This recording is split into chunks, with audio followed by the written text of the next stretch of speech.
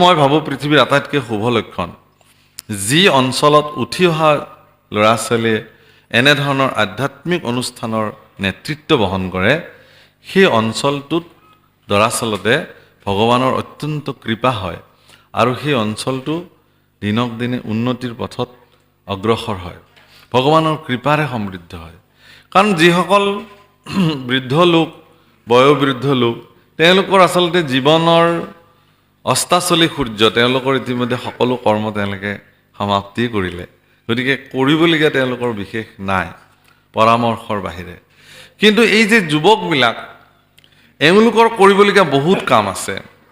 বিশেষকৈ তেওঁলোকে এখন দৃঢ় সংসাৰ তেওঁলোকে গঢ়িব লাগিব সংসাৰৰ তাৎপৰ্য তেওঁলোকে উপলব্ধি কৰিব লাগিব কোনোবা পৰিয়াল এটাৰ পৰা এগৰাকী ছোৱালী চাই চিতি বিবাহ কৰি আনিলেই পতি পত্নী হ'লেই সংসাৰ নহয়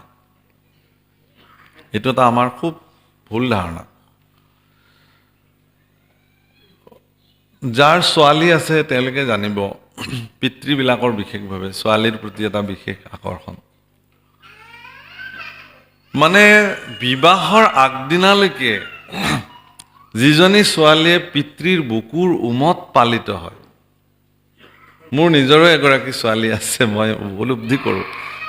হয়তো মই যিদিনাখন বিবাহ সম্পাদিত কৰিছিলোঁ সেইদিনাখন মোৰ পত্নীৰ পিতৃৰ যিটো অনুভৱ সেই অনুভৱটো হয়তো মোৰ অহা নাছিল কিন্তু আজি মই যিহেতু নিজে এগৰাকী কন্যাৰ সন্তানৰ পিতৃ গতিকে আজি মই অনুভৱ কৰোঁ মোৰ ছোৱালীজনীৰ দৃষ্টিত বা এগৰাকী ছোৱালীৰ দৃষ্টিত এগৰাকী কন্যাৰ দৃষ্টিত তেওঁৰ দেউতাকটোৱে হ'ল পৃথিৱীৰ সৰ্বশ্ৰেষ্ঠ হিৰো মন কৰিবচোন দেউতাকৰ দৰে ধুনীয়া মানুহ পৃথিৱীত তেওঁ দেখাই নাপায় দেউতাকৰ দৰে শক্তিশালী পুৰুষ পৃথিৱীত তেওঁ কাকোৱে নেদেখে দেউতাকৰ দৰে মৰমীয়াল পুৰুষ পৃথিৱীত ছোৱালীবিলাকৰ দৃষ্টিত আৰু বেলেগ নাই আৰু তাৰমানে দেউতাকে হিৰো তেওঁলোকৰ কাৰণে নায়ক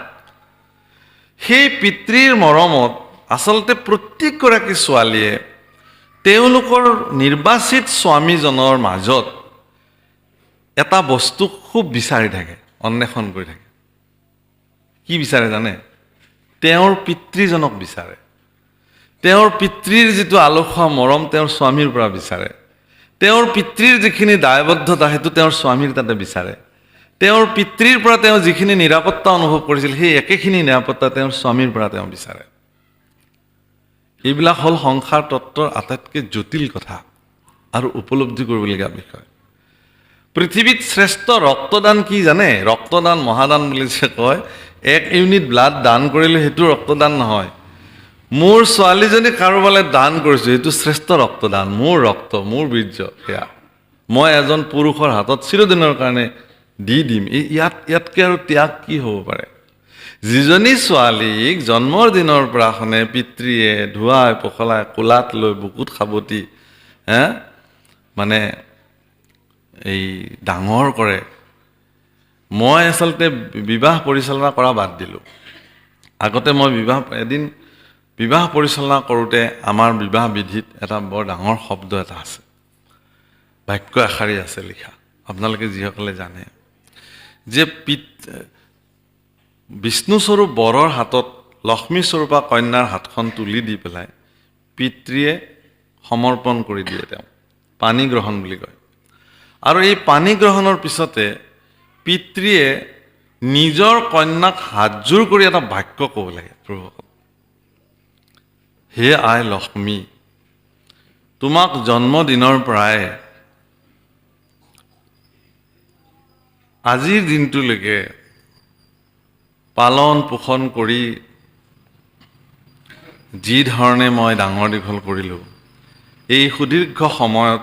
মোৰ যদি কিবা অপৰাধ হৈছে দোষ হৈছে তুমি নিজ গুণে মোক ক্ষমা কৰি দি তুমি চিৰদিনৰ তুমি আজি তেওঁৰ ওচৰলৈকে তেওঁৰ হৈ যোৱা মই ভাবোঁ যে কিমান শিলৰ বোজা এটা বুকুত লৈ পিতৃয়ে এই বাক্যষাৰ ক'ব লাগে সেইটো তেওঁ জানে সেই পিতৃজনৰ বাহিৰে এই কথা আৰু পৃথিৱীত বেলেগ কোনোবাই যে অনুভৱ কৰিব পাৰিব এই কথাটো মই নাভাবোঁ কিন্তু মই এটা কথা অনুৰোধ কৰোঁ ডেকা ল'ৰাবিলাকক এগৰাকী পিতৃয়ে যেতিয়া নিজৰ কন্যাক এই কথাখিনি কৈ আপোনাৰ হাতত কন্যাগৰাকী যেতিয়া সমৰ্পণ কৰি দিয়ে, পিতৃৰ এই মনোবৃত্তিটোক এজন দৰাৰূপী ল'ৰাজনে যদি উপলব্ধি কৰিব নোৱাৰে, তেতিয়াহ'লে তেওঁৰ সংসাৰখন সিমানতেই শেষ। কিন্তু সেইটো মনত ৰাখিব। গতিকে এজনী ছোৱালীক নিজৰ পত্নী অৰ্ধাংগিনী কৰি ধৰ্ম কাৰ্য, অৰ্থ কাৰ্য সকলোতে আজিৰ পৰা তুমি মোৰ অৰ্ধাংগিনী হ'বা, এই বুলি কথা দি পেলাই লৈ অহাৰ পিছত সেই ছোৱালীজনীক কেনেধৰণে ৰাখিব লাগিব লক্ষ্মী স্বৰূপা কৰি, সেই কথা যদি এজন যুৱকে নাজানে, তেতিয়াহ'লে তেওঁ সংসাৰ কৰাৰ অধিকাৰী হোৱা নাই। আচলতে শাস্ত্ৰই তেওঁ অনুমতি দিয়া নাই, তেওঁ নোৱাৰে। তেওঁ কেৱল ভোগৰ সামগ্ৰী বুলি যদি এগৰাকী ছোৱালীক লৈ আহে, যে তেওঁ মোৰ ভোগৰ সামগ্ৰী, আজিৰ পৰা তেওঁ পত্নী, তেতিয়াহ'লে সেইখন সংসাৰৰ কোনো মূল্য নাই জাগতিক জগতত। আৰু এই কথা কেৱল আধ্যাত্মিক জগতৰ গুৰুসকলেহে প্ৰদান কৰিব পাৰে। কোনো বিশ্ববিদ্যালয়ে এই জ্ঞান নিদিয়ে, কোনো শৈক্ষিক প্ৰতিষ্ঠানে এই জ্ঞান নিদিয়ে। সেইকাৰণে ধৰিও কুমাৰকালে ভাগৱত ধৰ্ম, কুমাৰ কালতে গুৰু গ্ৰহণ কৰি তেনেকুৱা সৎগুৰুৰ ওচৰত নিজক সমৰ্পণ কৰি শৰণ ভজন আদি লৈ সাংসাৰিক তত্ত্ব গ্ৰহণ কৰাৰ পিছতে এজন যুৱকে সংসাৰ কাৰ্যত ভৰি দিব লাগে। কাৰণ আমাৰ যিবিলাক সংস্কাৰ আছে, সেই সংস্কাৰবিলাকৰ ভিতৰত বিবাহো অন্যতম সংস্কাৰ। মনত ৰাখিব। কাৰণ তেওঁলোকৰ ফলত সেই জগতলৈ আহিবলগীয়া সতি সন্ততিবিলাক তেওঁলোকৰ মনোবৃত্তিৰ ওপৰত নিৰ্ভৰ কৰিব। সেইধৰণে তেওঁলোকে সৎ সতি সন্ততি তেওঁলোকৰ জীৱনত প্ৰাপ্ত হ'ব। আৰু সৎ সতি সন্ততি জগতলৈ যদি নাহে, এই পৃথিৱীখন দস্যু দানৱ আৰু অসুৰৰ পৃথিৱী হৈ যাব। মনত ৰাখিব।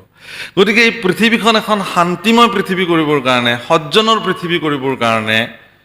প্ৰত্যেকহাল দম্পতীৰ পবিত্ৰ কৰ্তব্য আছে। আধ্যাত্মিকভাৱে তেওঁলোক সচেতন হোৱাটো দৰকাৰ।